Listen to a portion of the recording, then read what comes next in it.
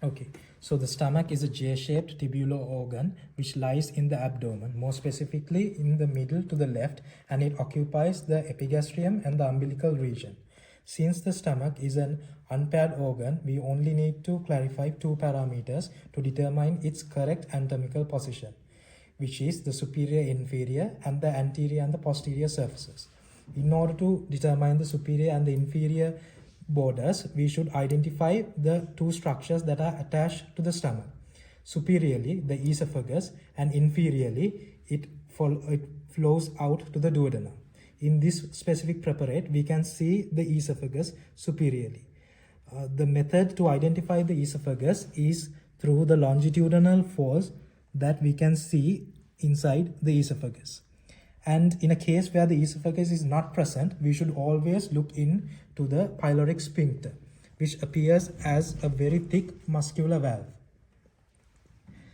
Then after that, in order to identify the anterior and the posterior surfaces, we should recognize the greater and the minor curvatures of the stomach.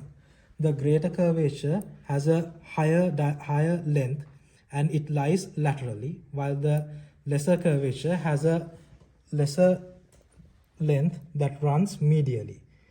Therefore, finally we can recognize the true anatomical position of the stomach as such. The stomach has two openings, the inlet and the outlet. The inlet would be the cardiac inlet over here, which lies at T11 and behind the 7th costal cartilage. The outlet would be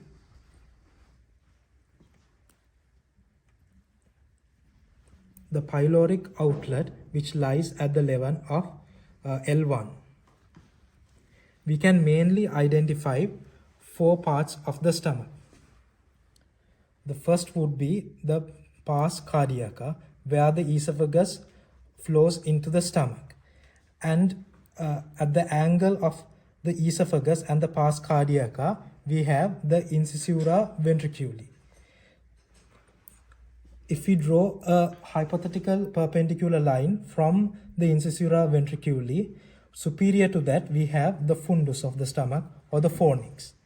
Below to the fundus or the fornix, we have the majority of the stomach, where we recognize as the body of the stomach or the corpus of the stomach.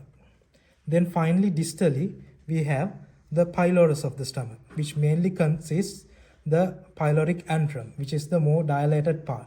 And inside, we have the pyloric canal. Over to the lesser curvature, we can see an immediate change of direction, where we identify it as the angulus ventriculi. Next, if we consider the coats of the stomach, there are three main coats. The first would be the mucus coat, the second would be the muscular coat, and finally we have the serous coat. If we consider the mucus coat, in order to assist the proper digestion of stomach, the mucus coat contains the gastric glands. The gastric glands could be divided into two main glands, which is the proper gastric glands and the pyloric gastric glands. The proper gastric glands has three types of secretory cells: the mucus cells, the chief cells, and the parietal cells. And these are predominantly present at the body and the fundus of the stomach. The mucus cells produce mucus, which acts as a lubricant and as a protective layer for chemical digestion. The chief cells produce pepsinogen, which is necessary for protein digestion and chemical digestion. And finally, we have the parietal cells, which secrete HCl, which is needed to produce the acidic medium of the stomach. Then we have the pyloric glands. The pyloric glands are more predominantly present at the pyloric region, and it contains only two types of cells, the chief cells and the mucus cells. Next, if we consider the muscular layer of the stomach, the muscular layer has three layers. From the innermost is the oblique muscular cord, then we have the circular muscular cord, and finally we have the longitudinal muscular cord. The reason for this arrangement is to assist in peristalsis and the mechanical digestion of the stomach. Then finally, we have the serous layer. The serous layer is practically the visceral peritoneum covering of the stomach.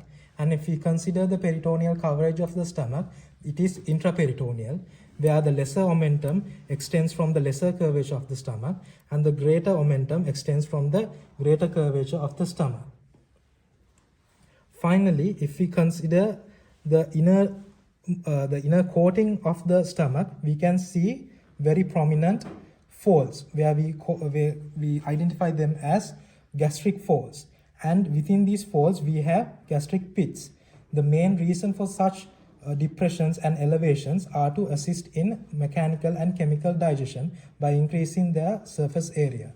And once the stomach gets a distended appearance, almost all of these folds and depressions cannot be seen.